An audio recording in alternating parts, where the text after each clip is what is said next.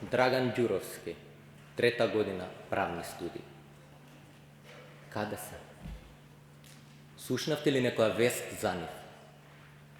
Постои ли надеж дека ќе бидат пронајдени? Нивното отсуство не е само празнина, тоа е доказ за системски неуспех. Да се работеше за лица, правната фикција одамна ќе ни го дадеше одговорот. Но овде не исчезнуваат само лица, исчезнуваат и јавниот интерес, јавните средства и правдата. Сето ова не донесе до морална девалвација. Станавме општество кое се навикна на неправдата. Покажавме дека раздели па владеј е секојдневна политичка практика.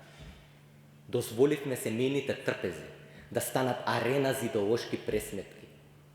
Се поделивме на наши и ваши. Но кои се тие? Истите чувари на правдата кои ја тргуваат според свој ценовник? Или истите актери кои со леснотија го менуваат ликот со секоја промена на власта?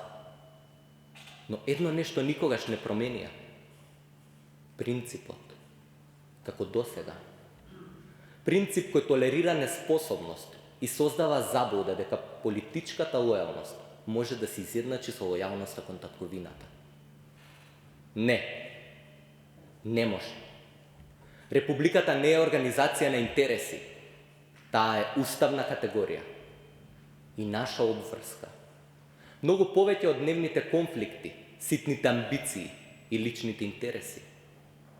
Должност ни е да изградиме со јасна визија и стратегија систем во кој мразата и национализмот нема да бидат политичка алатка. Образованието ќе создаде компетентност, здравството ќе гарантира квалитетна грижа, а институциите ќе функционираат според закон, не според припадност.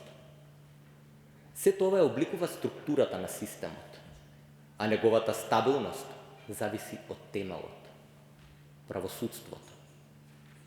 Но денес темелот не може да го издржи притисокот на системот.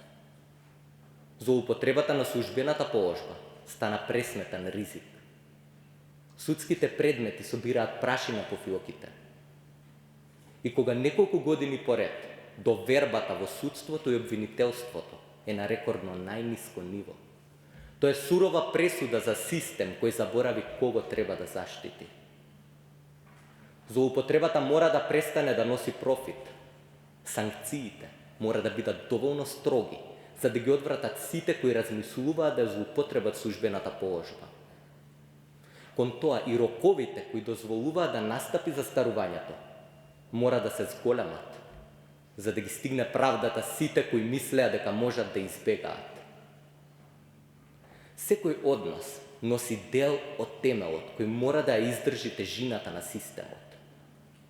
Резултатите нема да бидат видливи веднаш, ниту сите неправди ќе ги справиме со само еден потек.